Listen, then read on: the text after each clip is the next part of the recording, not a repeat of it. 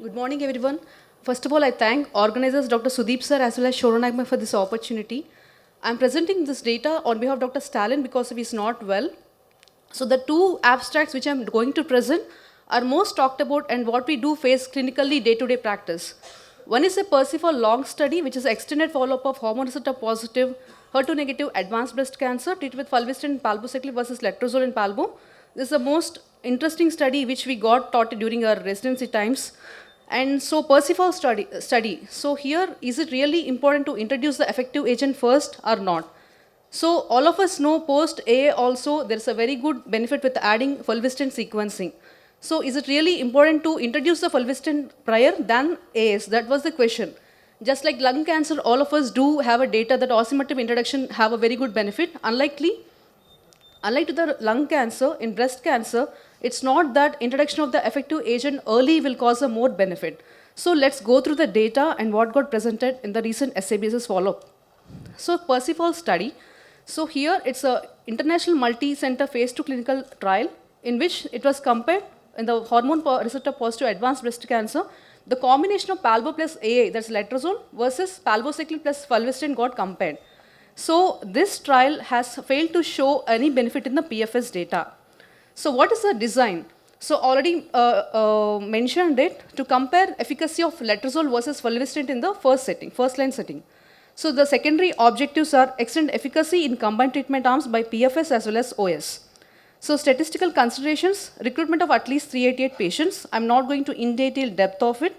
So it's a multi-center study, 32 sites got involved in it, 389 patients are there. The follow-up, which was updated recently, was a 5 years follow-up. If you see the PFS and OS, absolutely two arms, there's absolute bang on is there. The hazard ratio is 0.985.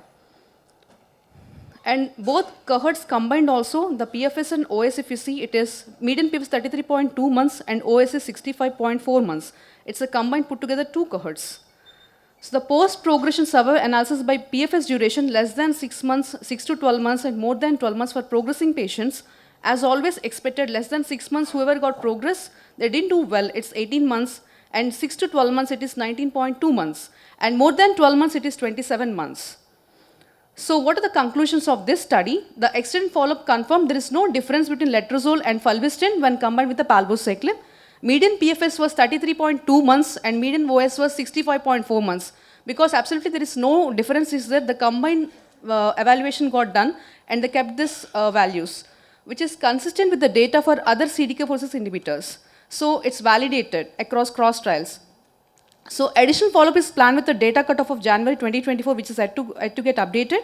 So early progression, less than 12 months on CDK4/6 inhibitor regimen is a strong clinical marker of a less favorable outcome. So though you introduce fulvestrant early, it's not going to make any difference. We always do have a data like primary endocrine resistance, secondary endocrine resistance. We do dissect in CDK4/6 inhibitor introduction. But here, whether you introduce letrozole or fulvestrant, the outcome is going to be same. Absolute bang on is there. The hazard ratios are not so great. And the second one is most talked about the studies, Sonia trial. All of us do debated about this study. A lot of discussions had happened. I'm sure everyone has participated in this one. So Sonia trial. So again, this is also practical consideration. So with the knockdown of the price of palbociclib, it's not going to make a major difference. But when the trial got initiated, all of us know how expensive was palbociclib and all CDK4 inhibitors. So whether to introduce CDK4 early or in the second line is the discussion. So what's the background of this study? CDK4 inhibitors improve outcomes of patients with ABC. All of us know whether to use it first line or not. First line usage itself is associated with the prolonged side effects as well as higher drug cost. Most guidelines advise first line use despite of lack of comparative evidence. It's a very practical study and a very cost effective study, I would say. It's a national-wide randomized phase 3 SONIA trial compares the use of CDK4/6 inhibitors as first or second line in advanced ER positive HER2 negative breast cancer. So this is the sequence. There is no visceral crisis, no prior therapy for ABC. It's a first line setting. If you see the randomization had happened, the sequencing is a proper, how we do use it. CDK4 inhibitors plus AA followed by fulvestrant versus AA followed by fulvestrant plus CDK4 inhibitors. Clearly whether to introduce first line itself or second line itself. So the PFS after 2 lines, the PFS2 is the primary endpoint because we want to see the OS actually. PFS2 is the one post-progression of the first line we are looking after it. Whether it's going to make any difference or not is the discussion. So secondary endpoints are quality of life, overall survival, as well as cost effectiveness. The baseline characters are very much matched across. The type of CDK4, if you see here, it was a discussion, the predominant CDK4 inhibitors used is a palbociclib, not ribociclib or abemaciclib, and visceral disease also significant burden is there.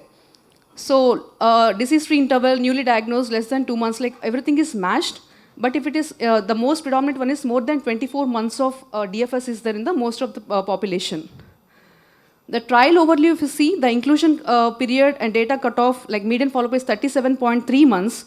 And first line treatment ongoing is for 207 patients and second line 122 patients. The follow-up, if you see, 117 patients in the first line and 134 patients in the second line. So the overall survival and median duration of CDK4 inhibitor, you see, 24.6 months in the first line and second line, so 8.1 month only. This is a very critical one. 2 years of subjecting of a patient to the CDK4 inhibitors with a lot of toxicities as well as cost constraints and cost effectiveness is the question which was discussed at that time. So patients used 2 years in the first line setting. In the second line, they used only 8 months of treatment.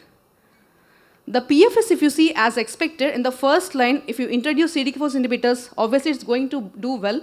It is 24 months versus 16.1 months. The PFS1 is significant here. The hazard is 0.59 with significant p-value. But if you see the PFS2, the curves are not distant, and the hazard ratio is 0.87. So the primary endpoint here is the PFS2, not PFS1. We expect that PFS1 to be beneficial with introduction of CDK4 inhibitors early, but PFS2, not much difference is there. The hazard ratio is 0.87. So the OS, so if you sequence it one by one, not much difference in the overall survival is there. So the OS is 45.9 versus 53.7, the hazard ratio is 0.98. Absolutely no difference. So what is the discussion here? Like why all of us do participate in a lot of debates. So just now, the prior chairperson mentioned all CDK4 inhibitors are not equal. So palbociclib got knocked in the adjuvant setting. We all know palbociclib is not so greatly effective compared to ribociclib and abemaciclib in the OS advantage as well. Ribociclib is superior drug. So all of us do have a discussion regarding PA3K inhibitors and everything in the advanced HR positive breast cancer. So most of us do not use alpelisib or everolimus because of the tolerance issues, but there is a discussion that at least in the abroad, if patient is having a PA3K mutation positivity, they are introducing alpelisib or the capivasertib, all of these in the post progression. But in this one, there is no introduction of PA3K inhibitors or any capivasertib because of the trial constraint. And also, the CDK4 inhibitor used is the palbociclib, not ribo or abemaciclib. So the safety profile, if you see, significant anemia, neutropenia, LFT derangement is there, and 42% more grade 3 adverse events when CDK4 inhibitors are used in the first line. So safety profile is not so good. There is no difference in the survival. So why to introduce CDK4/6 inhibitors early is the conclusion of this study. But not all CDK4/6 inhibitors are equal, and there's a lot of sequencing are there. If one is not working, we have to sequence it with other drug. So that is the conclusion of this study. So trials like SONIA can significantly reduce the toxicity of effective drugs and make them accessible to those who would otherwise find them unaffordable.